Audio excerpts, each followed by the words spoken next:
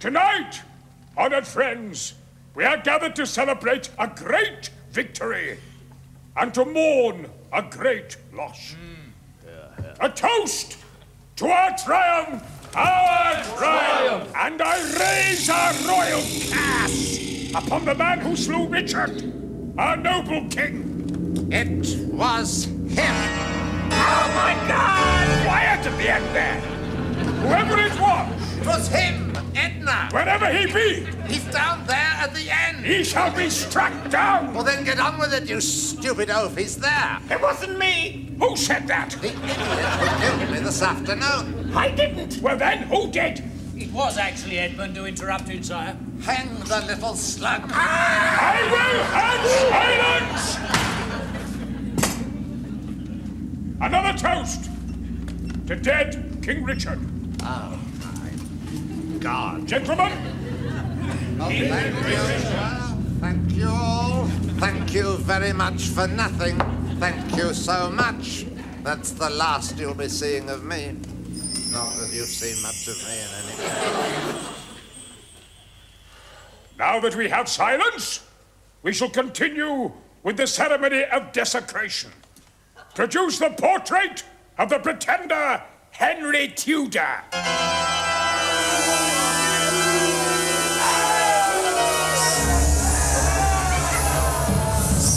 Oh my God!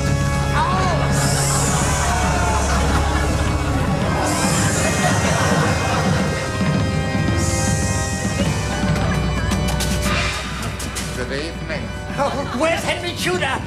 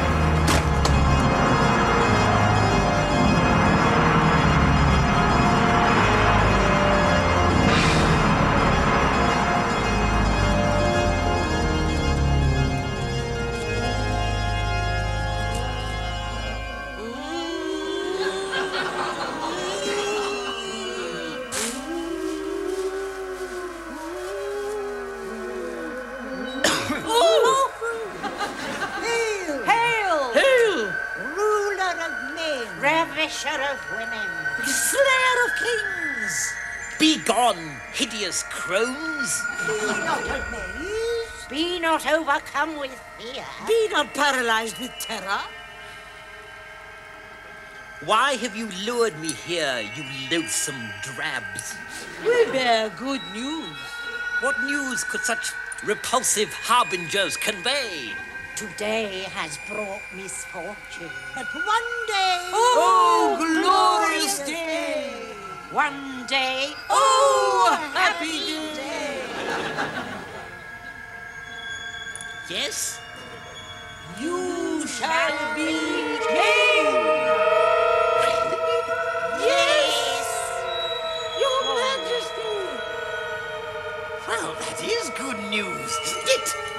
God be with you, you snaggle-toothed vultures! History, here I come! God, I don't believe it. We've only got one act and she shaved her beard off. There's always the eunuchs, my lord. Oh, yes, so? The eunuchs and the amazing beardless woman. Percy, there must be someone else. There must be. Look. There's the jumping Jews of Jerusalem, my lord. What do they do? They jump, my lord. They come in, my lord, and they jump. A lot. It's a humorous act. There must be something else, surely. What's this? The Death of the Pharaoh. Sir Dominic Prick and his magnificent stolen Mussolini's performed the tragic ancient Egyptian masterpiece, The Death of the Pharaoh. Well, that sounds funny. Oh, no. I found that very moving, my lord. Well, it better be funny or Prick will get his comeuppance, I can tell you. What about Jerry Merriweather and his 4 chickens? What do they do? Lay eggs? Yes, my lord. All right. We'll have them.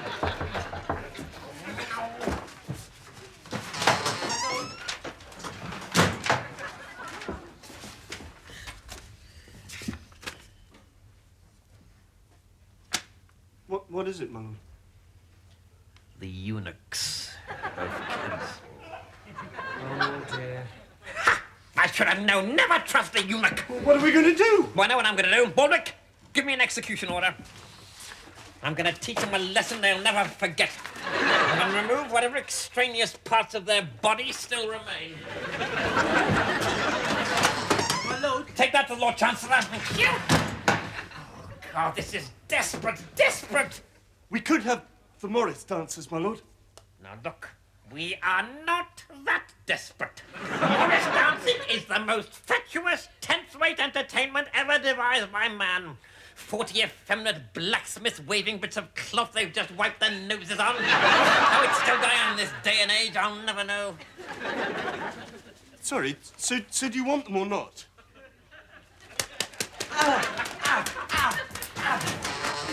Ah, Edmund.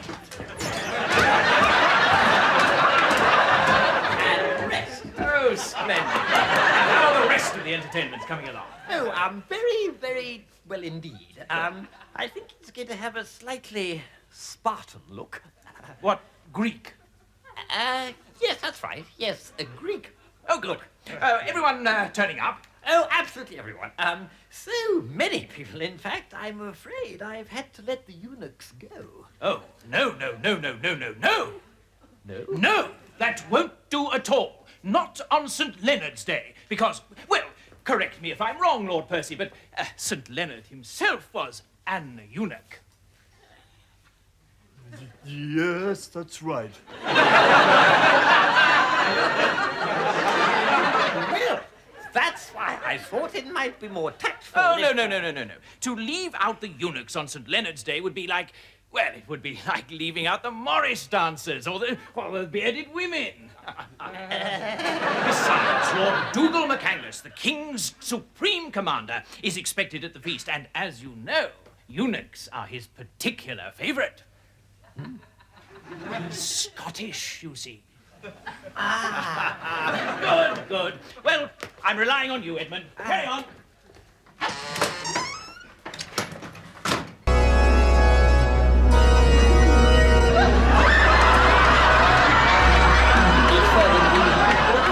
Not really, my lord. Apparently Lord Wilders is keeping a sheep in his bedroom, but nothing on the appointment now. Fair enough.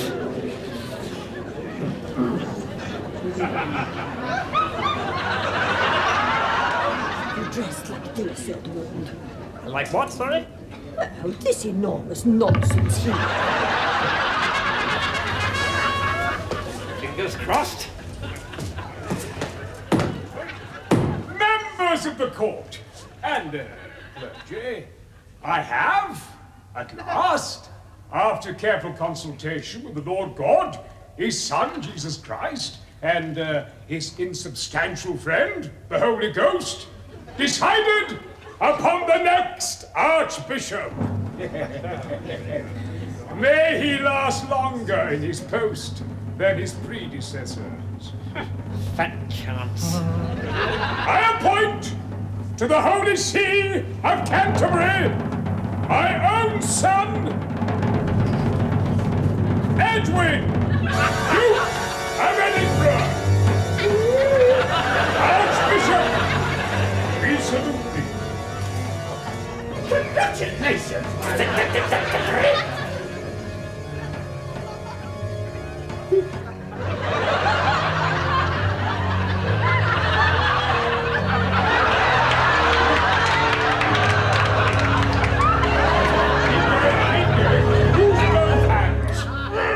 good, very good. Well done, Harry. Enter. Your Majesty. My Lord Archbishop. There were just a couple of points about my appointment before things really firmed up. Yes? Firstly, could I... No, you couldn't. Oh, fine. And secondly... Don't be mistaken about this appointment, Edward. I've always despised you. Well, you are my father, of course. And you're biased. You, compared to your beloved brother Harry, are as excrement as compared to cream. Oh, my lord, you flatter me. And me also. So now, my boy, when I've at last found a use for you, don't try to get out of it. Oh, no. No, certainly not. I just wondered whether perhaps another man, equally weak-willed and feeble, might do just as well. Ha! There's no such man! Oh, no. No, of course not. Silly me. I thought, though, perhaps, someone who believed in God. No. If I needed someone who believed in God, I'd have chosen Harry. Not an embarrassing little weed like you. Oh, well, I think that's everything cleared up. Goodness, it must be almost time for evensong. Must be going. Egbert! Come here.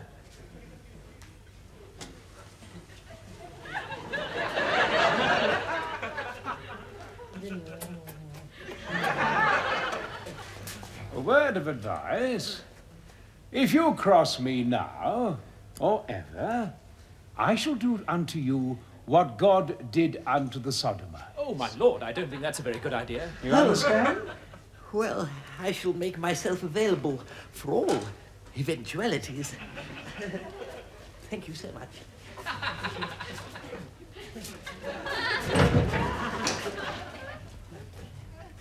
Sorry, I didn't quite catch your names. George de Bath. How do you do? Justin de Boyno. 2 drunken knights, freshly returned from the Crusades, and here on a mission for good King Richard. God bless. And your mission? Well, as I said, we're here to kill. A bit of time. Yes. Before our next crusade. Oh, right, yes. Well, I'll just go and get him. Baldric. Yes? Couple of knights here to see the Archbishop. Oh, my God. Monks. My lord, I've got something to say that's constructive. It's the one about the nuns of Uppingham and the candelabra. Don't bother, I've heard it. No, the fact is, there's 2 men outside who've come to kill you.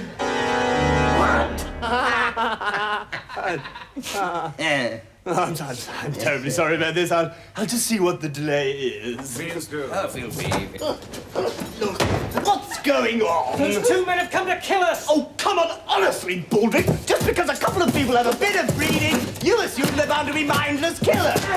Oh, my God! There's no way out! Help! Oh, my God! Help!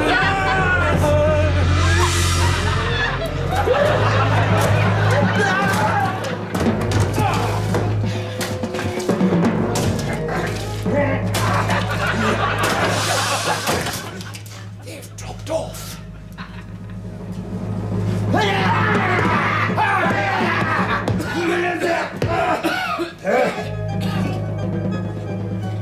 Damn, they must have gone down the secret passage to the nunnery.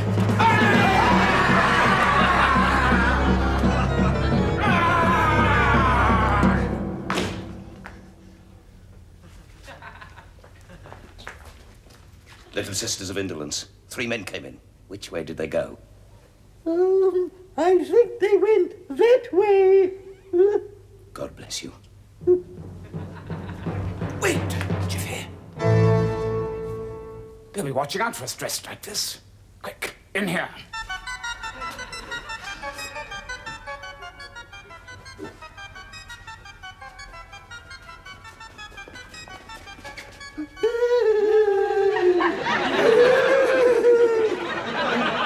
Pray, sister, have you seen 2 burly knights pass this way? No, sister. More's the pity. Why don't you try that way? Thank you very much. You're welcome.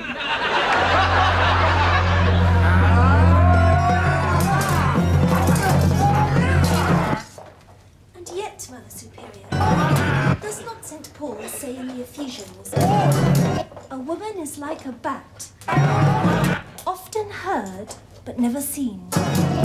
No, I don't think so, Sarah.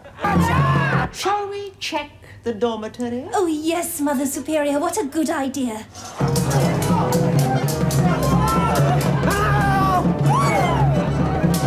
Girls! I've told you once, I've told you 1,000 times, fighting in the dormitory is completely forbidden. Who is the ringleader here? You! Yes, you, the plain girl! Oh, my God! It's the Archbishop of Canterbury!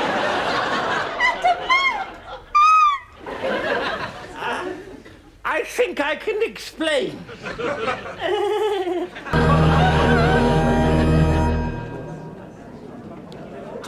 Bienvenido a nuestro castillo. Espero que encuentre los desagües a su satisfacción.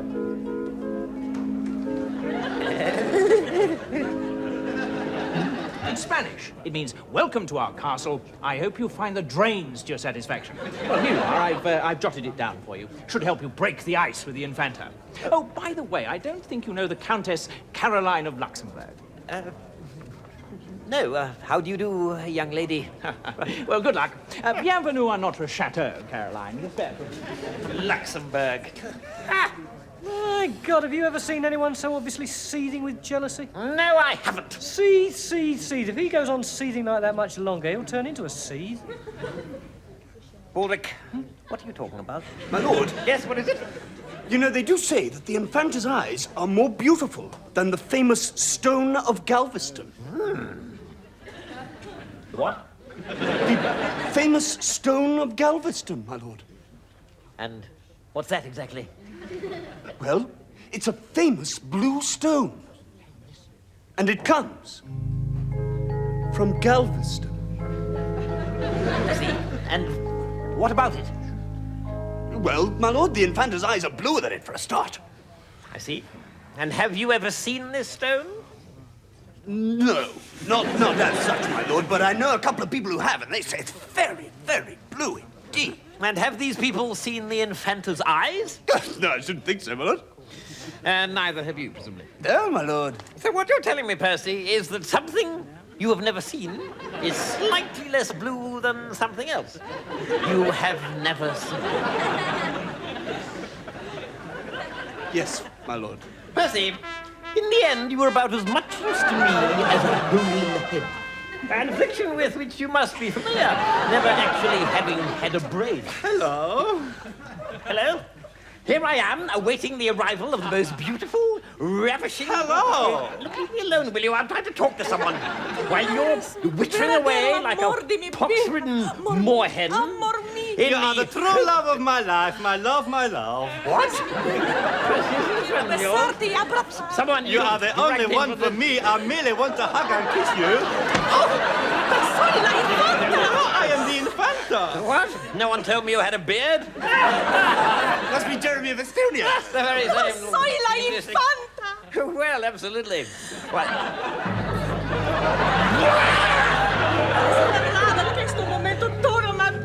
I have waited for this moment all of my life.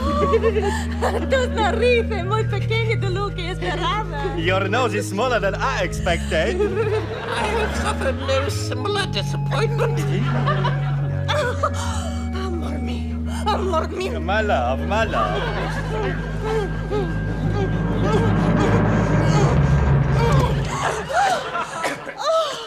Me gustan tus labios. Your lips, I like.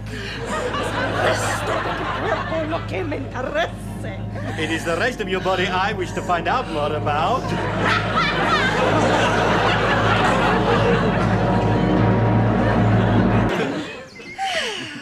Esto estás bien. Well, this is nice. Hablemos un poco de cosas de mujeres. To have a little talk about a lady's state. Sí, los dos solas. Just the two of us. Sí, bueno. Señora, hábleme de los hombres ingleses. So tell me, Mrs. Queen, about Englishmen. Well, they spend most of their time with animals, you know, and with other men. But, when they do come to the women, they only want one thing. ¿Qué? And what is that? Well, it's a kind of pudding made with bread and butter and raisins. And, of course, the other thing... ¿Qué el otro? ¿Qué el otro? And what is the other thing? Oh, well, custard. Crema?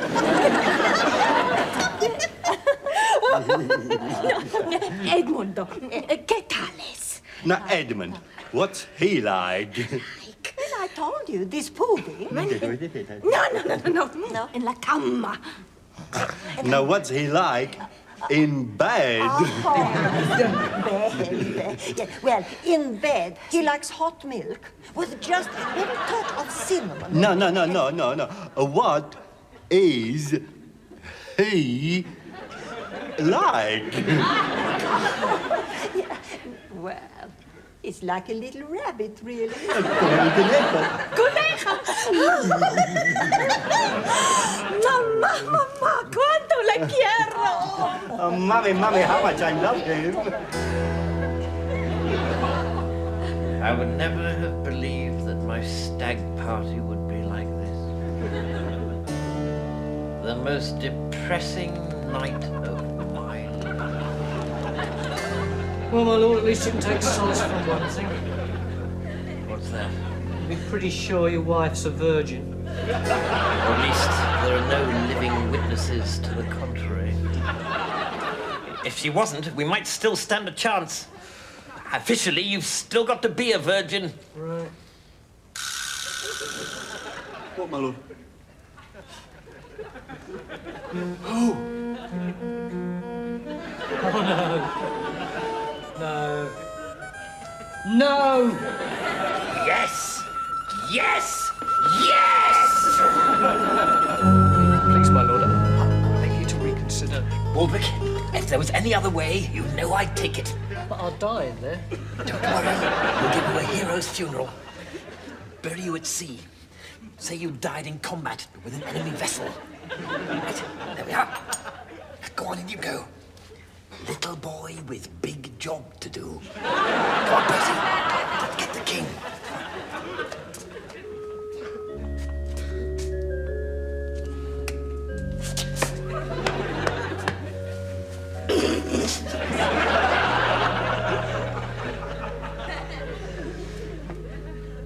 Infanta. Infanta. Edmundo? Edmundo, amor mio! Oh, Edmund, my love. I have two functions: to protect the good and to crush the evil. Watch. Fascinating. Absolutely fascinating. Actually, you have crushed both eggs, you know. Some that seem good sometimes proveth to be evil. My lords, Duke of Edinburgh. Ah, Edmund! Come on in! The witch smeller's arrived. Oh, yes? Well, Big Nose is back, is it? Oh, hello. I'm delighted to meet you. Why, I'm one of your greatest admirers. Old Big Nose is back. Yes, old Big Nose is back. Is in a terrible state. I was talking to him just now. He's a great admirer of yours as well. Who's this? Old Big Nose. In fact, I was just hearing about your work in Taunton. Imagine that. Every single person in the village having an affair with the same duck. The duck of Taunton was a tragic circumstance. And I hear you very kindly burnt our mistress Scott for us. Oh, yes. And her pussycat. But have you found the chief witch yet? I fear I may be very close. Oh, get the kindling ready. Make sure that steak is well done. Witch smeller, my dear. If you do happen to come across someone who's a bit, witchy, how do you prove him guilty? By trial or by ordeal? The ordeal by water? No, by axe. The suspected witch has his head placed upon a block and an axe aimed at his neck. If the man is guilty, the axe will bounce off his neck, so we burn him. If he is not guilty, the axe will simply slice his head off.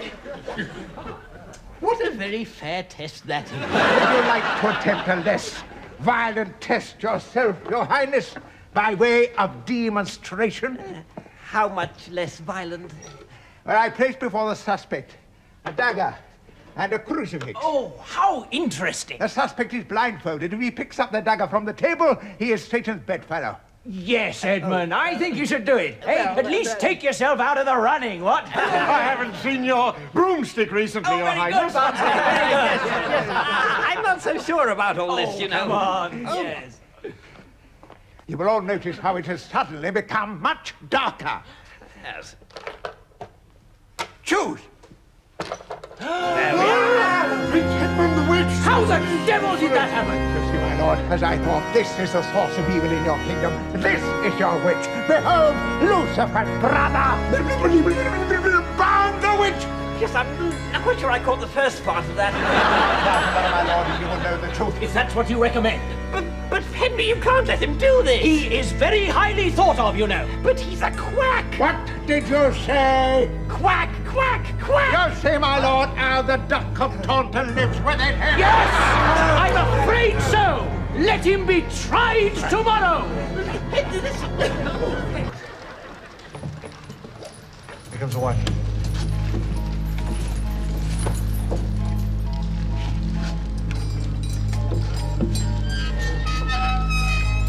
Hello, Edmund. Hello, dear. You look funny. Yes, I've had all my hair cut off. Oh, yes, that's it. Look, there's no news of a reprieve, is there? Oh, no, everyone's really looking forward to it. Hello, boys. Morning. I have to go to my room, which isn't fair. But in fact, Yes. I think I might even get a better view from the window. Well, I better be going. Oh, yes, and your mummy asked me to give you this. Oh, great! What is it? A knife? A file? A small bucket of water? No, silly, it's a dolly. Great. It's just what we needed. Goodbye, Edmund. Goodbye, dear. Mother! Oh, bye-bye, dear.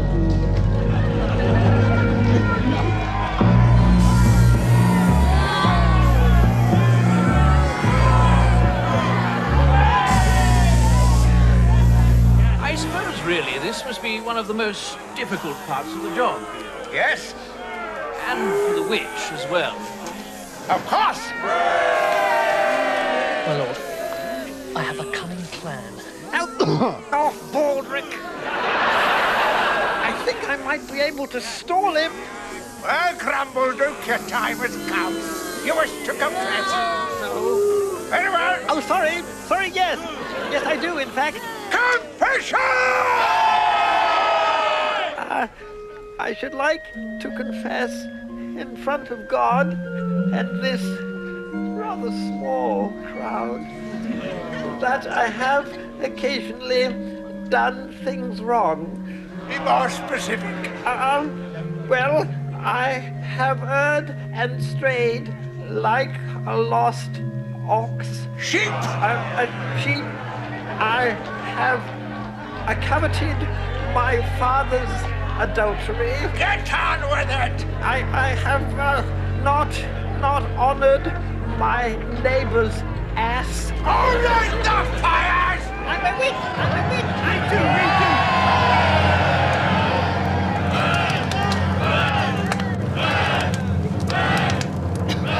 Oh, damn. I'm not even comfortable.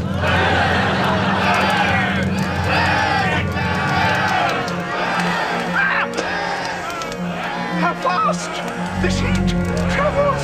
Yes, it is a tough form, isn't it? I feel as if I am on fire! I know, I'm rather regretting my choice of undergarments as well. I'm burning! I'm burning! I'm burning! Yes, but I expect you're jolly glad of that cloak in the winter. Good.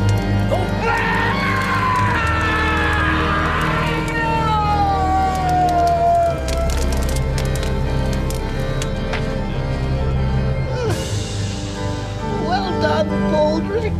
Yes, that was close shave. Thank you, is your second name? Large, Jack Large. Then in our band, you shall be known as Large Jack. Why? Well, because you are so little. Why not Little Jack, then? Well, because Large Jack is more amusing. Is it? Very well, then. Little Jack. Just to mock my size? No, of course not. I'm innkeeper. Some more beer. 6 large beers and another large beer. Let us then go on to the plan. A motto for our enterprise. Blessed are the meek, for they shall be slaughtered. Wait, the plan. You've forgotten the plan. I thought that was the plan. Let's get those meek bastards now! Who wants quiet? I want chaos! And slaughter! Flowers! What? Mercilessly crushed underfoot! Silence! Silence! Peace! For the word of the Lord, for Christ's sake, let's hear the plan. Very well. The plan is simple. I thought it was cunning! Well, it's cunning and it's simplicity. Tonight, I ride for home. I say strike now while the iron is hot! But the iron isn't hot. Isn't it? No, it's just warming up. But when it is hot, then we will strike. What? Are we gonna have to wait till summer? No, when the iron is hot. What iron? However agreed, I shall send for you all. How? Well, by a message, a sign. What sort of sign? Well, something black, probably. Black pudding. Not quite. Messenger with the black plague, perhaps. Yes, that's better. He means to kill us. I mean, a messenger with black hair. Ah! A black-headed messenger! and when he comes to you, drop whatever you are doing and speed with all haste to Jasper's Tavern. You know it well. How is old Jasper these days? Dead. Ow. I killed him.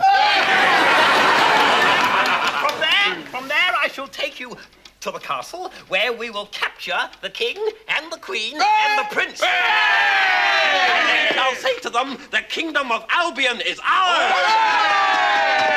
You are doomed to lives of exile. Get out. Yes, exile for life. But why don't we just kill them? Well, I suppose we could kill them. Wait till I send the sign. If I get a messenger with blackheads all over his face, No! It isn't a trap. Oh, because the Blackadder gives you his word. We want your word, not this Blackadder, fellows. But I am the Blackadder.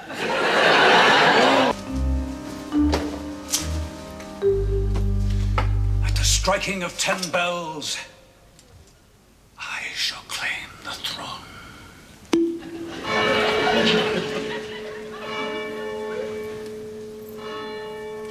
Shh.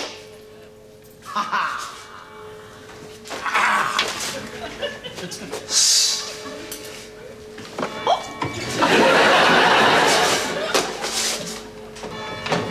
Gentlemen, to what do I owe this pleasure?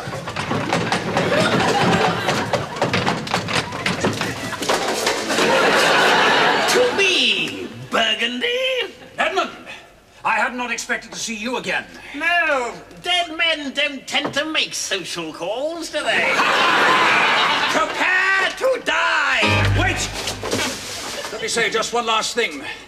If these men are indeed, as they seem to be, the 6 most evil men in the land... Yes, they are. Your last sentence, please. Then they've made a pretty damn peculiar choice for their leader, haven't they? My Lord Warden of the Privies. You think they should have chosen you? Thrush? A man twisted by unbridled ambition? A man tortured by insatiable greed? The most evil man in the world? You think they should have chosen you? Yes! But he's a mindless killer. He'll destroy the kingdom. He murdered his own family. Well, who didn't? I certainly killed mine. And I killed mine. And I killed yours. Did you? Yes. Good on you, father. With me then? Yes! Prepare to die. Wait! I have a more amusing method. Amusing for whom, I wonder? Gentlemen!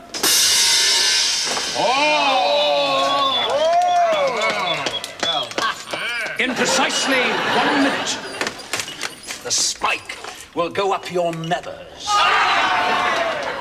The shears will cut off your ears.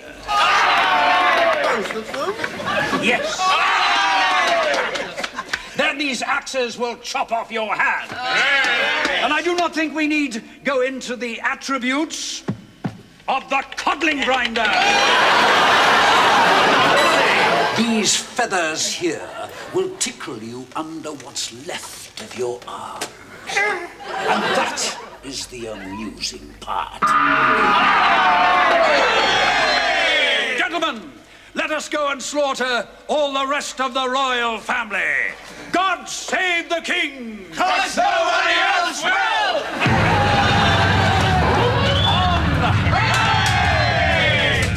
Stop! First, let us relieve these wenches of their delightful burden and drink a toast to our enterprise. May good thrive! Over our dead bodies!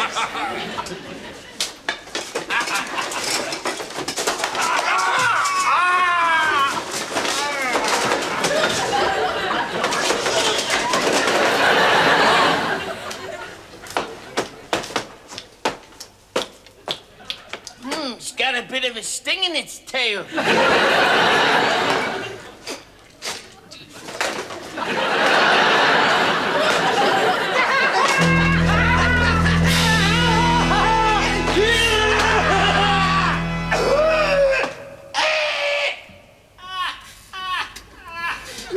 Members of the House of Commons, I call upon the new Prime Minister of Great Britain and her empires, Mr. William Pitt, the younger.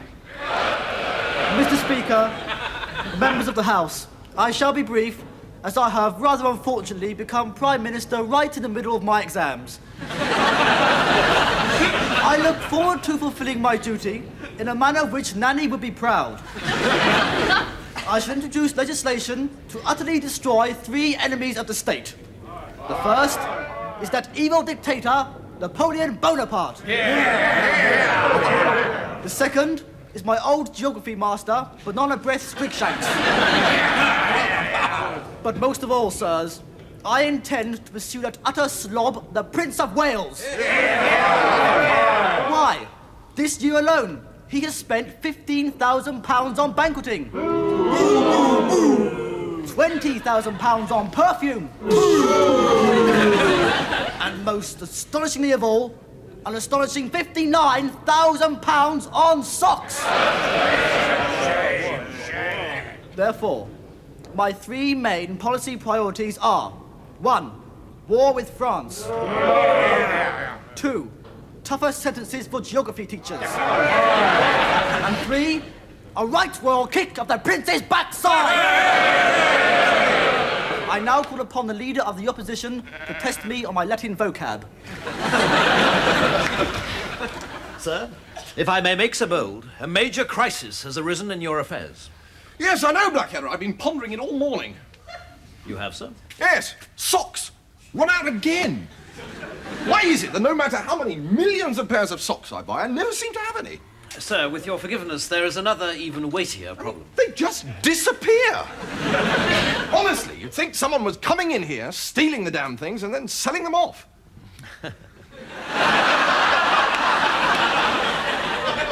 Impossible, sir. Only you and I have access to your socks. Yes, you're right. Still, for me, socks are like sex. Tons of it about, and I never seem to get any. Sir, if I may return to this very urgent matter. I read fearful news in this morning's paper. Oh, no. Not another little cat caught up in a tree. No, sir. There is a vote afoot in the new Parliament to strike you from the civil list. Well, yes, but what are they going to do about my socks? Sir, if this bill goes through, you won't have any socks. Well, I haven't got any socks at the moment. Or trousers, shirts, waistcoats, or pantaloons. They're going to bankrupt you. They can't do that. Why, the public love me. Only the other day I was out in the street and they sang, "We hail Prince George! We hail Prince George!" We hate Prince George. We hate Prince George. Enter. Dr. Johnson, Your Highness. Ah, Dr. Johnson. Damn cold day. Indeed it is, sir, but a very fine one. For I celebrated last night the encyclopedic implementation of my premeditated orchestration of demotic Anglo-Saxon. No, didn't catch any of that. Well, I simply observed, sir, that I'm felicitous, since during the course of the penultimate solar sojourn, I terminated my uninterrupted categorization of the vocabulary of our post-Norman tongue.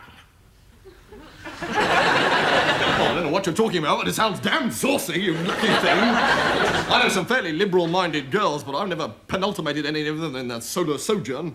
Or for that matter, been given any Norman tongue. I believe, sir, that the doctor is trying to tell you that he is happy because he has finished his book. It has apparently taken him 10 years. Yes, well, I'm a slow reader myself. Here it is, sir, the very cornerstone of English scholarship. This book, sir, contains every word in our beloved language. Every single one, sir? Every single word, sir. Oh, well, in that case, sir, I hope you will not object if I also offer the doctor my most enthusiastic contrafibularities. What? Contrafibularities, sir? It is a common word down our way. Oh, I'm sorry, sir. I'm anaspeptic, phrasmotic, even compunctuous to have caused you such pericombobulation. Baldrick, what have you done? I've done C and D. Right, let's have it then. Right. Big blue wobbly thing that mermaids live in. C. Yes. Tiny misunderstanding, still. My hopes weren't high. Oh, and what about D? I'm quite pleased with dog. Yes, and your definition of dog is? Not a cat. Excellent. Excellent. Your Highness, may I have a word? Certainly. As you know, sir, it has always been my intention to stay with you until you had a strapping son, and I one likewise, to take over the burdens of my duties. That's right, Blackadder, and I thank you for it. But I'm afraid, sir, that there's been a change of plan. I'm off to the kitchen to hack my head off with a big knife. Oh, come on, Blackadder. It's only a book. Let's just damn the fellow's eyes, strip the breeches from his backside, and warm his heels to Putney Bridge. Hurrah! Sir, these are not the days of Alfred the Great. You can't just lop someone's head off and blame it on the Vikings. Can't I, by God? No. Oh, well, all right, then let's just get on with it. I mean, boil my brains. It's only a dictionary. No one's asked us to eat 10 raw pigs for breakfast. Good Lord, I mean, we're British, aren't we? You're not, you're German. Get me some coffee, Baldrick. If I fall asleep before Monday, we're doomed. Mr. Blackadder, time to wake up. What time is it? Monday morning. Monday morning? Oh, my God, I've overslept. Where's the quill? Where's the parchment? I don't know. Maybe Dr. Johnson's got some with him. What? He's outside. Ow! Are you ill, sir? No, you can't have it. I know I said Monday, but I want Baldrick to read it, which unfortunately will mean teaching him to read. Which will take about 10 years. But time well spent, I think, because it's such a very good dictionary. I don't think so. Oh, God, we've been burgled! I think it's an awful dictionary, full of feeble definitions and ridiculous verbiage. I've come to ask you to chuck that damn thing in the fire. Are you sure? I've never been more sure of anything in my life, sir. I love you, Dr. Johnson, and I want to have your babies. Sorry, excuse me, Dr. Johnson, but my Auntie Marjorie's just arrived. Baldrick, who gave you permission to turn into an Alsatian? Oh, God, it's a dream, isn't it? It's a bloody dream. Dr. Johnson doesn't want us to burn his dictionary at all.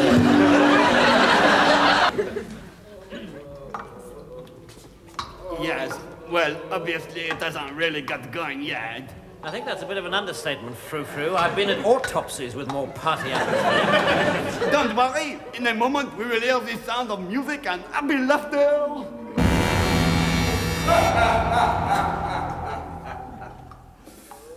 Bonsoir, monsieur. Bonsoir. Ah, good evening, my man. Do you speak English? Little. Good. Well, just take me to the ambassador, then, will you? Pardon?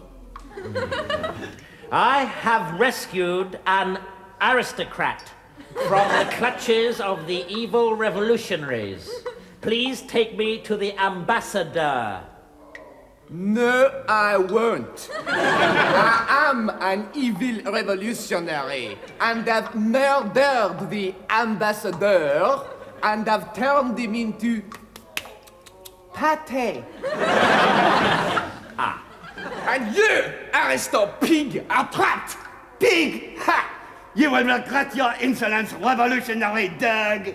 Dog, ha! You will regret your arrogance, royalist snake. Snake, ha! Look, I'm sorry to interrupt this very interesting discussion, but it really is none of my business, so I think I'll be on my way. Come on, Baldrick. Not so fast, English. In rescuing this boîte de stinky weed, you have attempted to pervert revolutionary justice. Do you know what they do to people who do that? They're given a little present and allowed to go free. No. They're smacked and told not to be naughty, but basically let off. No. I think I know. What? They're put in prison for the night and brutally guillotined in the morning. Well, Baldrick. Your little gnome is correct, monsieur. Gentlemen, welcome to the last day of your life. I am proud to introduce France's most vicious woman. Unexpectedly arrived from Paris this morning. Would you please welcome Madame Guillotine herself?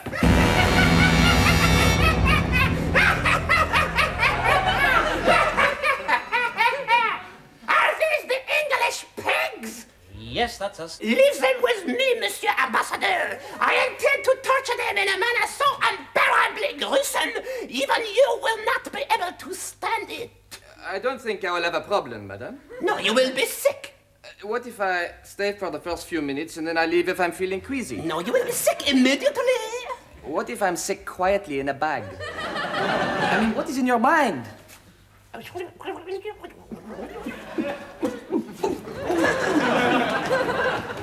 So, scum, prepare to be in pain. Yes, certainly. But first, perhaps a toast to your beauty. Oh, thank you. Okay. Yes.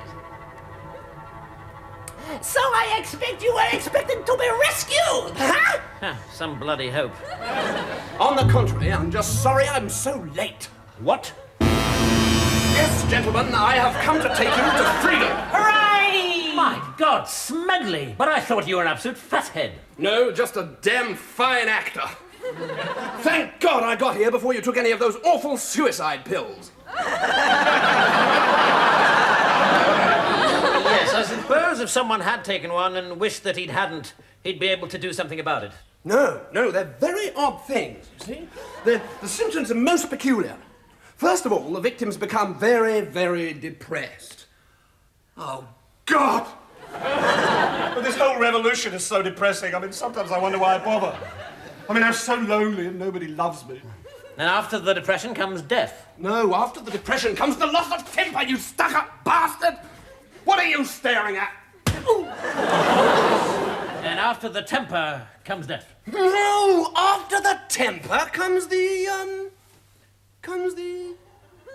Forgetfulness? Yes, that's it. Comes the, Forgetfulness. Yes, right in the middle of a thingy, you completely forget what it was you nice pair of shoes. And after the forgetfulness, you die. Oh, no, I forgot one. After the forgetfulness comes a moment of exquisite happiness. Jumping up and down and waving your arms in the air and knowing that in a minute we're all going to be free. Free! Free! And then death? No, you jump in a corner first.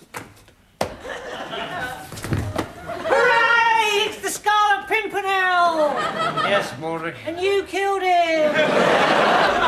As we rehearsed, poetry first, sausage later. So what do you think? Harold the Horny Hunter should do the trick. Just remind me of it, sir. Harold the Horny Hunter had an enormous horn. Yes. It is absolutely excellent, sir. However, might I suggest an alternative? Lovely little dumpling, how in love I am. Let me be your shepherdkins, you can be my lamb. Well, I think we'll be very lucky if she doesn't just come out onto the balcony and vomit over us. Let's give it a whirl. You just right here, sir. Right. Call for her romantically. Right. All right, come on out here, you rollicking, trolloping sauce bottle! Woof, woof!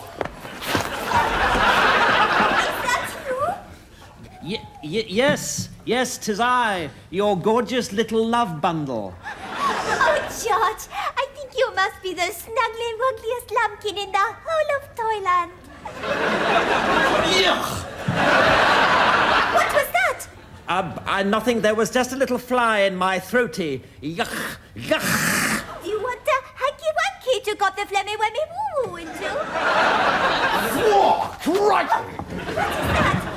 Is there someone else down there with you? No.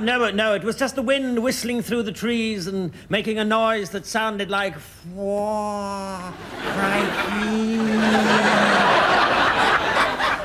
joy! Then come, Prince Cuddly Kitten. Climb up my ivy. Sausage time!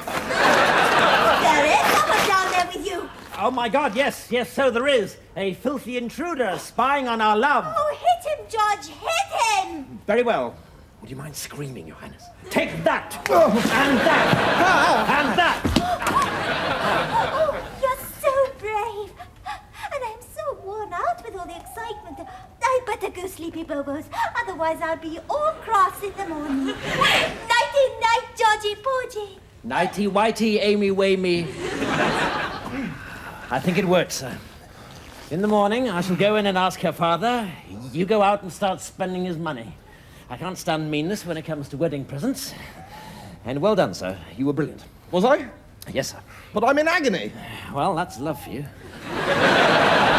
Sir, I come as emissary of the Prince of Wales with the most splendid news. He wants your daughter, Amy, for his wife. Well, his wife can't have her. Outrageous, sir, to come here with such a suggestion. Mind, sir, or I shall take off my belt and by thunder, my trousers will fall down. Sir, you misunderstand. He wants to marry your lovely daughter. Oh, can it be possibly true? Surely lovers never cross such boundaries of class. Well, what about you and Mum? Well, yes, Grantley, when I first met her, I was the farmer's son, and she was just the lass who ate the dung, but that was an exception. And Auntie Dot and Uncle Ted. Yes, all right, he was a pig poker, and she was the Duchess of Argyle, but... And Auntie Ruth and Uncle Isaiah, she was a milkmaid, and he was the Pope, yes, all right. I won't argue. Suffice it to say, if you marry, we need never be poor or hungry again. Sir, we accept. Good. So obviously you'll be wanting an enormous ceremony. What did you say? Well, obviously, now we're marrying quality, we'll never be poor or hungry again. Meaning that you're poor and hungry at the moment? Oh, yes. We've been living off lard butties for 5 years now. I'm so poor I use my underpants for drying dishes. So you're skint? Aye. Well, in that case, the wedding's off. Good day. Well, Baldric, a good night's work, I think. It's time to divide the loot, and I think it's only fair that we should share it equally. Which I suppose is highwayman's talk for you get the cash, I get the snotty hanky. No, we did this robbery together, so you get half the cash. Oh, thank you, Mr. B. This robbery, on the other hand, I'm doing alone. Hand it over, your money or your life. All fair and above board. Fair enough. As long as I haven't been cheated, I don't mind. Hands up! I am the shadow, but I never miss. Oh, no. You, the one that looks like a pig. He's talking to you, Baldric. Skedaddle! So, who have we here? Ah, a well-set-up fellow indeed. Sir, a kiss. Sorry, I'm not sure I heard that correctly. Oh dear. Maybe your ears need unblocking. Oh, I see, a kiss. Oh, of course. And then perhaps a little light supper, some dancing. Who knows where it might lead. Good Lord, it's you! Of course. But your voice, it's... Clever, isn't it? Does your father know you're out? He had to go. You mean he's dead? Yes, dead as that squirrel. Which squirrel?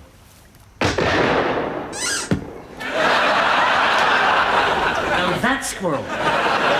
Of course. You killed him for ruining your chances of marrying Prince George. I despise the prince. Don't you know it's you I want? I want a real man. A man who can sew on a button. A man who knows where the towels are kept. And yes, I crave your fabulous, sinewy body. Well, you're only human. Here's the plan, Brown Eyes. You rob the prince of everything he's got, right down to the clothes he's standing in. I'll get my stash and meet you here. And then we'll run away to the West Indies. Well, I don't know. I'll have to think about it. I've thought about it. It's a brilliant plan. I'll see you here tomorrow. Right, I'm off. Oh, sir, but what about the danger? Look, the reward's going up day by day. Ha! I laugh in the face of danger. I drop ice cubes down the vest of fear. Things couldn't be better, Baldric. She'll get me abroad and make me rich. Then I'll probably drop her and get 200 concubines to share my bed. Won't they be rather prickly? Concubines, Baldric, not porcupines. Britain has the finest trade, the finest armies, the finest navies in the world. And what do we have for royalty? A mad kraut sausage sucker and a son who can't keep his own sausage to himself. The sooner you're dead, the better. You're very kind. Now, you're no doubt anxious to catch up with the latest news of the war. I have here the most recent briefs from my general in the field. Yes, well, if you could just pop them in the laundry basket on the way out. Tea? Yes, immediately. Now, let's turn to the second front, my lord. Ah, yes. Now, as I understand it, Napoleon is in North Africa, and Nelson is stationed in... Alaska, your highness. In case Boney should try and trick us by coming via the North Pole. Yes, perhaps a preferable stratagem, Your Grace, might be to harry him amidships as he leaves the Mediterranean. Trafalgar might be quite a good... Trafalgar? Well, I'll mention it to Nelson. I must say I'm beginning to regret the necessity of killing you, Your Highness. I'd been told by everybody that the Prince was a confounded moron. No. Oh, Helen Buckshot, here's that tiresome servant of yours again. Oh, budge up. How dare you sit, sir, in the presence of your beggars? Get up! Oh, Christ, yes, I forgot. You speak when you're spoken to! Unless you'd rather be flayed across a gun carriage? Well... Sir, I fear you have been too long a soldier. We no longer treat servants that way in London society. Why, I hardly touched the man. I think you hit him very hard. Nonsense! That would have been a hard hit. I just hit him like that. No, sir. A soft hit would be like this. Whereas you hit him like this.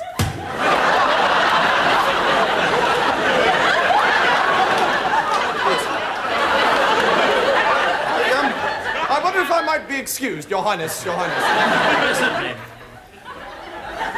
I'm sorry about that, sir, but one has to keep up the pretense. No, quite understand. You carry on the good work. Very well, sir. Hang on! This is bloody coffee. I ordered tea. Founded fool, aren't you? I heard everywhere that the Prince was the imbecile, whereas his servant Blackadder was respected about the town. Now that I discover the truth, I'm disposed to beat you to death. Tea!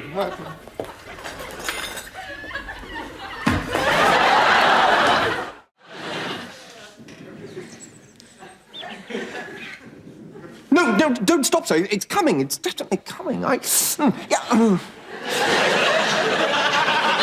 just just wonder whether 2 socks and a hand grenade is really the sort of thing that covers of king and country are made of. There will be when I've painted them being shoved up the Kaiser's backside. Now, this is interesting. What is? Well, Private Baldrick is obviously a bit of an impressionist. The only decent impression he can do is of a man with no talent. What's it called, Baldrick? The Vomiting Cavalier? No, sir. That's not supposed to be vomit. It's dabs of light. No, it's vomit. Yes. So, why did you choose that? You told me to, sir. Did I? Yeah, you told me to paint whatever comes from within. So I did my breakfast. Look, there's a little tomato. Hopeless. If only I'd paid attention in nursery art class instead of spending my entire time manufacturing papier-mâché willies to frighten Sarah Wallace. You know, it's funny, but painting was the only thing I was ever any good at. Well, it's a pity you didn't keep it up. Well, as a matter of fact, I did, actually. I mean, normally, of course, I wouldn't show them to anyone because they're just embarrassing daubs, really. But, you know, they give me pleasure. I'm embarrassed to show them to you now, as it happens. But there you go, for what they're worth. To be honest, I really should have my hands cut off. I mean, George, these are brilliant. Why didn't you tell us about these before? Well, you know, doesn't like to blow one's own trumpet. You might at least have told us you had a trumpet. These paintings could spell my way out of the trenches. Yours? That's right, ours. All we have to do is paint something heroic to appeal to the simple-minded Tommy. Over to you, Baldrick. How about a noble Tommy standing with a look of horror and disgust over the body of a murdered nun what's been brutally done over by a nasty old German? Excellent. I can see it now. The nun and the Hun. No time to lose. George, set up your easel. Baldrick and I will pose. This is going to be art's greatest moment since Mona Lisa sat down and told Leonardo da Vinci she was in a slightly odd mood. Baldrick, you lie down in the mud and be the nun. I'm not lying down there, it's all wet. Well, let's put it this way. Either you lie down and get wet, or you knock down and get a broken nose. Actually, it's not that wet, is it? No. What are you going to be then, sir? The noble Tommy? Precisely. Standing over the body of the ravaged nun. I want a wimple. Well, you should have gone before we started the picture. You know, the funny thing is, my father was a nun. No, he wasn't. He was so, sir. I know, because whenever he was up in court and the judge used to say occupation, he'd say none. Right, you ready? Just about, sir, yes. If you'd just like to pop your clothes on the stool. I'm sorry? Just pop your clothes on the stool over there. You mean you want me tackle out? So, yes. If I can remind you of the realities of battle, George, one of the first things that everyone notices is that all the protagonists have got their clothes on. Neither we nor the Hun favour fighting our battles au naturel. Sir, it's artistic license. It's willing suspension of disbelief. Well, I'm not having anyone staring in disbelief at my willy suspension. Now get on and paint the bloody thing sharpish.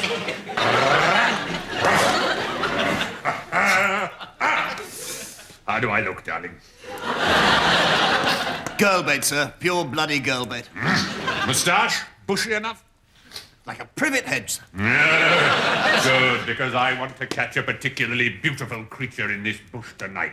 I'm sure you'll be combing women out of your moustache for weeks, sir. God, it's a spankingly beautiful world, and tonight's my night.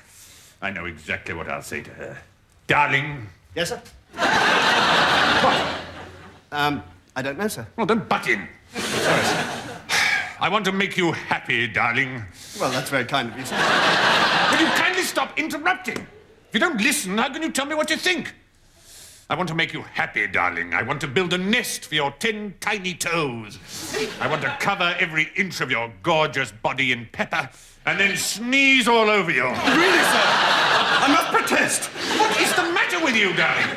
Well, it's just all so sudden, sir. I mean, the nest bit's fine, but the pepper business is definitely out. How dare you tell me how I may or may not treat my beloved Georgina? Georgina? Yes, I'm working out what I want to say to her this evening. Oh, yes, of course. Thank God. All right? Yes, sir, listening, sir. Honestly, darling, you really are the most graceless, dim-witted bumpkin I ever met. I don't think you should say that to us. Where the hell's that George? It's 3 o'clock in the morning. He should be careful wandering around the trench at night with nothing to protect his honour but a cricket box. Hello, Captain. About time. Where the hell have you been? Oh, I don't know. It's all been like a dream, my very first ball. The music, the dancing, the champagne. My mind is a mad whirl of half-whispered conversations with the promise of indiscretion ever hanging in the air. Oh, did that old stoat Melcher try for a snog behind the fruit cup? Certainly not. General behaved like a perfect gentleman. We tired the moon with our talking about everything and nothing. The war, marriage, proposed changes to the LBW rule. Melcher isn't married, is he? No, all his life he's been waiting to meet the perfect woman. And then at last, tonight, he did. Some poor unfortunate had old walrus face dribbling in her ear all evening, did she? Well, yes, as a matter of fact, I did have to drape a napkin over my shoulder, yes. George, are you trying to tell me that you are the General's perfect woman? Well, yes, I rather think I am. Well, thank God the horny old blighter didn't ask you to marry him. You did? Well, how did you get out of that one? Well, to be honest, sir, I'm not absolutely certain that I did. What? Well, you can't understand what it was like, sir. You know, the candles, the music, the huge moustache. I don't know what came over me. You said yes? Oh, after all, sir, he is a general. I didn't really feel I could refuse. He might have had me court-martialed. Whereas, on the other hand, of course, he's going to give you the Victoria Cross when he lifts up your frock on the wedding night and finds himself looking at the last turkey in the shop. Yes, I know it's a mess, sir, but you see, he got me squiffy, and then when he looked into my eyes and said, "Chipmunk, I love you." Chipmunk? Yes, but it's his special name for me, you see. He says my nose looks just like a chipmunk's. Oh, God. We're in serious trouble here. If the General ever finds out that gorgeous Georgina is in fact a strapping 6-footer from the rough end of the trench, it could precipitate the fastest execution since someone said, "This Guy Fawkes bloke, do we let him off or what?" Right, Bob.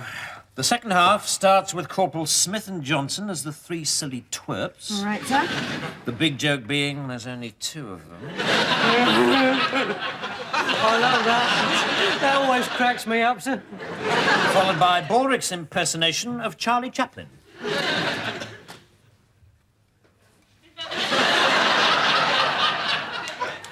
Yes. Bob, take a telegram. Yes, sir. Mr. C. Chaplin, Senate Studios, Hollywood, California. Congrats, stop. Have discovered only person in world less funny than you. Name Baldrick, stop. Yours, E. Blackadder, stop. Oh, and put a PS. Please, please, please, stop. And then after that, we have, ladies and gentlemen, the highlight of our show. Ta-da!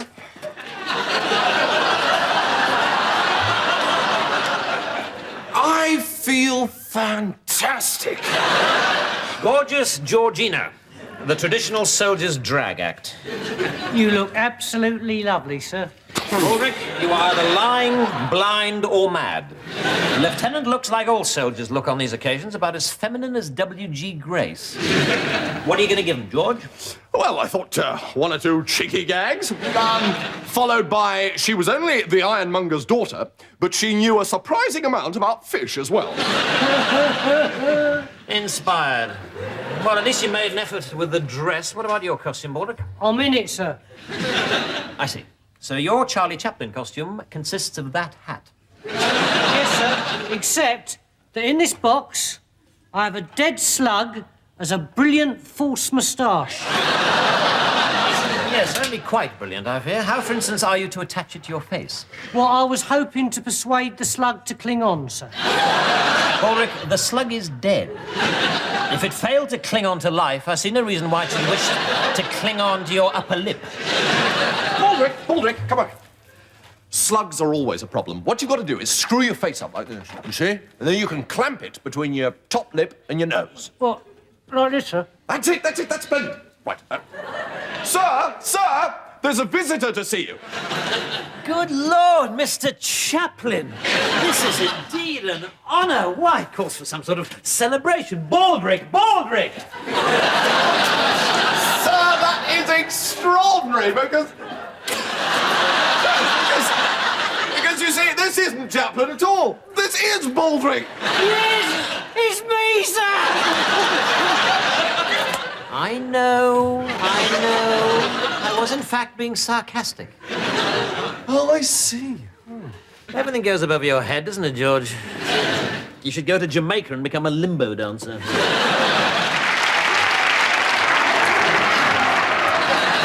They love him, sir. We're a hit. Yes, in one short evening, I've become the most successful impresario since the manager of the Roman Colosseum thought of putting the Christians and the lions on the same bill. Sir, some people seem to think that I was best. Would you agree? Ulrich, in the Amazonian rainforests, there are tribes of Indians as yet untouched by civilization who have developed more convincing Charlie Chaplin impressions than yours. Oh, thank you very much, sir. He's coming off. What do you think, Bob? One more? God, I love the theatre. It's in my blood and in my soul. Baldrick, put those in some water, will you? Yes, sir. Oh. Ha! Eat knuckle, Fritz! Ugh. How disgusting! A Bosch on the sole of my boot.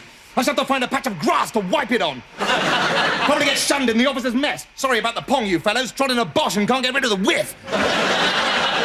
Do you think we could dispense with the hilarious doggy-doo metaphor for a moment? I'm not a Bosch. This is a British trench. Is it? Oh, that's a piece of luck. Thought I'd landed sausage side. Ha! Mind if I use your phone? If word gets out that I'm missing, 500 girls will kill themselves. I wouldn't want them on my conscience. Not that they ought to be on my face. Hi, Flashheart here. Yeah. Cancel the state funeral, tell the king to stop blubbing. Flash is not dead. I simply ran out of juice. Yeah, and before all the girls start saying, oh, what's the point living anymore, I'm talking about petrol. Woof, woof! Yeah, I dumped the kite on the proles, so send a car. General Melchit's driver should do. She hangs around with a big knob, so she'll be used to a fella like me. Woof, woof! Look, do you think you can make your obscene phone calls somewhere else? No, not in half an hour, you rubber desk Johnny. Send the bitch with the wheels right now, or I'll fly back to England and give your wife something to hang her towels on. Okay, dig out your best booze and let's talk about me till the car comes. Yeah, must be pretty impressed having Squadron Commander the Lord Flashheart drop in on your squalid bit of line. Actually, no. I was more impressed by the contents of my handkerchief the last time I blew my nose. Yeah, like how? You probably got little pictures of me on the walls of your dugout, haven't you? I bet you go all girly and giggly every time you look at me. I'm afraid not. Unfortunately, most of the infantry think you're a prat. Ask them who they'd prefer to meet, Squadron Commander Flashheart and the man who cleans out the public toilets in Aberdeen. And they go for wee jock Poopong McPlop.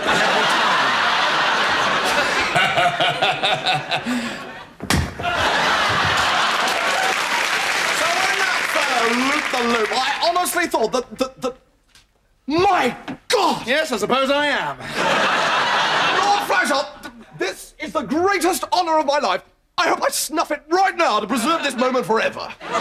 It could be arranged. Lord Flashheart, I want to learn to write so I can send a letter home about this golden moment. So all the fellas hate me, eh? Not a bit of it. I'm your bloody hero, eh, old scat?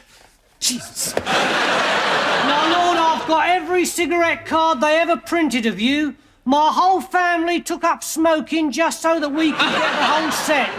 My grandmother smoked herself to death so we could afford the album. Of course she did. Of course she did, the poor love-crazed old octogenarian. Well, all right, you fellas. Let's sit us down and yarn about how amazingly attractive I am. Yes, would you excuse me for a moment? I've got some urgent business. There's a bucket outside I've got to be sickened to.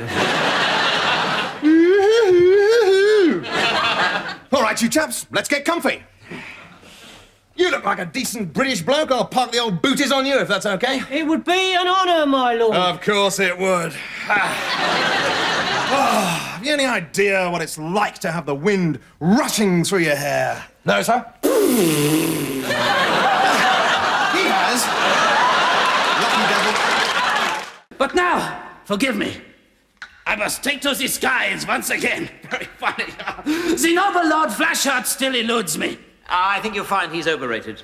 Bad breath and impotent, they say. Sexual innuendo!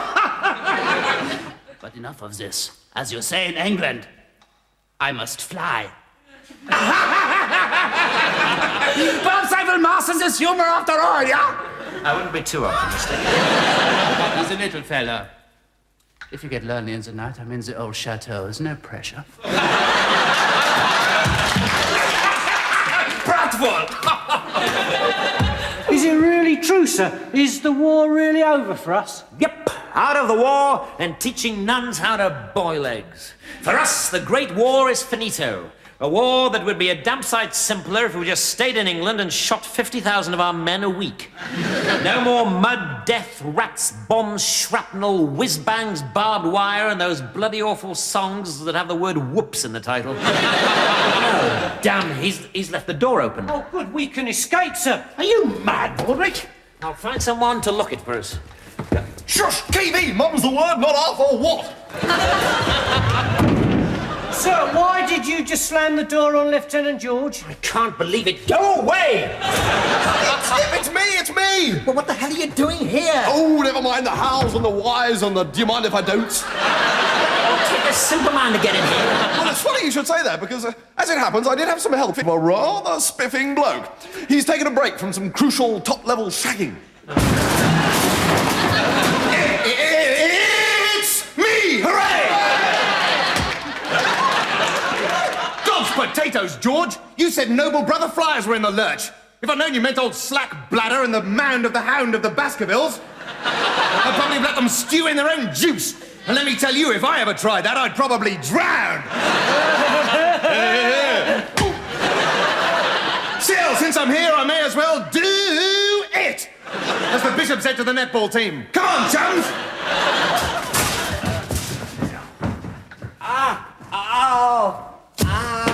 Come on! Yes, look, I'm sorry, chaps, but I've splintered my pancreas. And I seem to have this terrible cough. Cards! Wait a minute. Now, I may be packing the kind of tackle that you'd normally expect to find swinging about between the hind legs of a Grand National winner. But I'm not totally stupid. I've got the kind of feeling you'd rather we hadn't come. No, I'm very grateful. It's just that I'd slow you up. I think I'm beginning to understand. Are you? Just because I can give multiple orgasms to the furniture just by sitting doesn't mean that I'm not sick of this damn war. The blood, the noise, the endless poetry. Is that really what you think, Flashheart? Of course it's not what I think. Now get out that door before I redecorate that wall in an interesting new colour called Hint of Brain. Excellent. Well, that's clear. Let's get back to that lovely war then. Woof! Woof! Mark! Blackadder. Oh, damn, foiled again. What bad luck. And the Lord Flashheart. This is indeed an honor. Finally, the two greatest gentlemen flyers in the world meet. Two men of honor who have jousted together in the cloud-strewn glory of the skies, are face to face at last. How often I have rehearsed this moment of destiny in my dreams.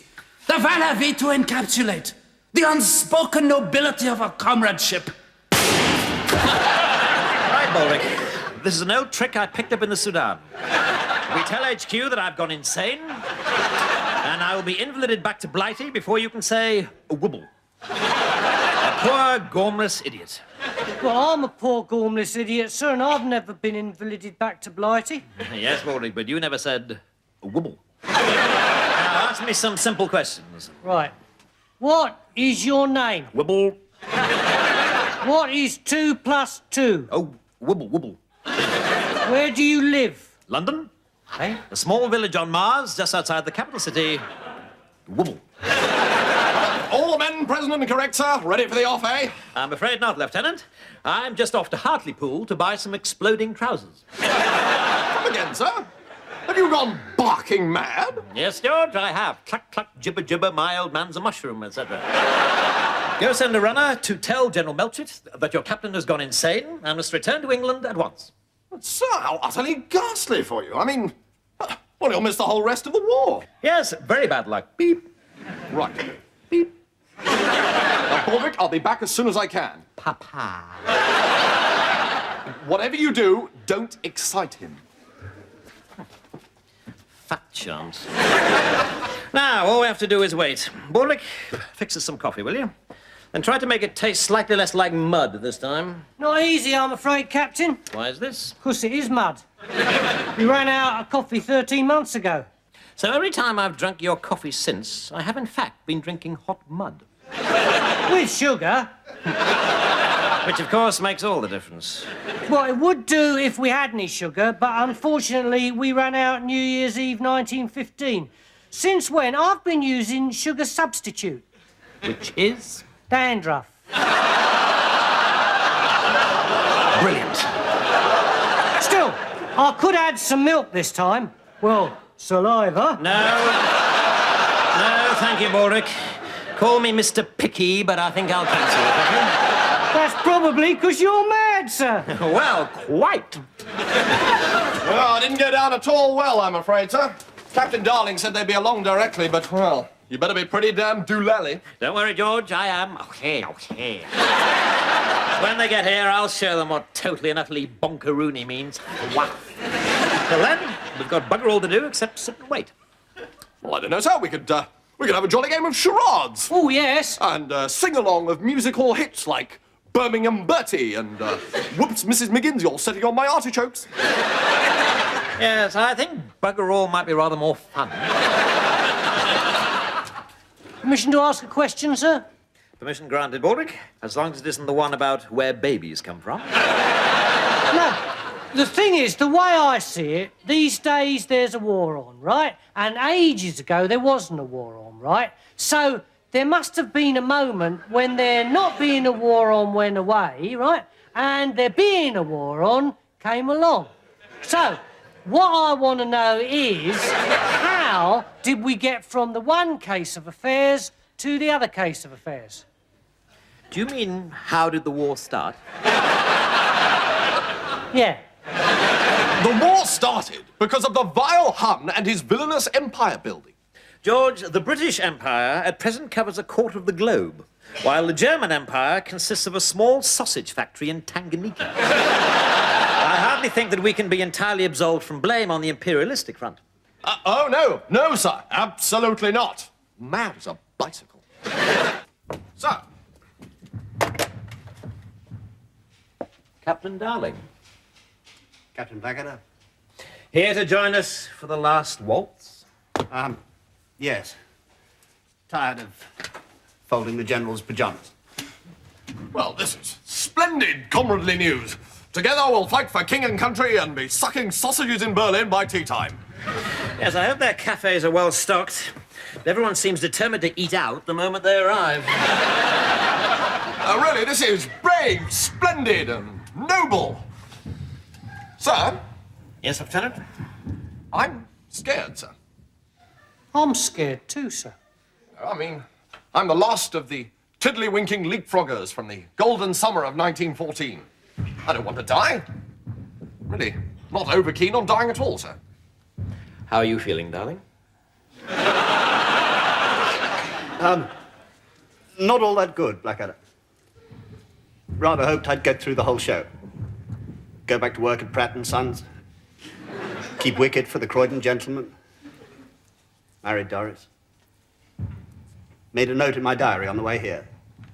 Simply says, bugger. Well, quite. Come on, let's move. Fix bayonets! Don't forget your stick, Lieutenant. Rather, sir. Wouldn't want to face a machine gun without this.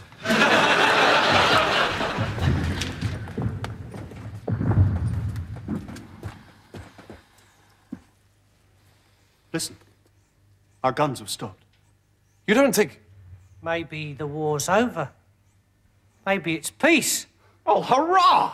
The big knobs have got round the table and yanked the iron out of the fire. Thank God. We lived through it. The Great War, 1914 to 1917. Hip, hip, hooray! I'm afraid not.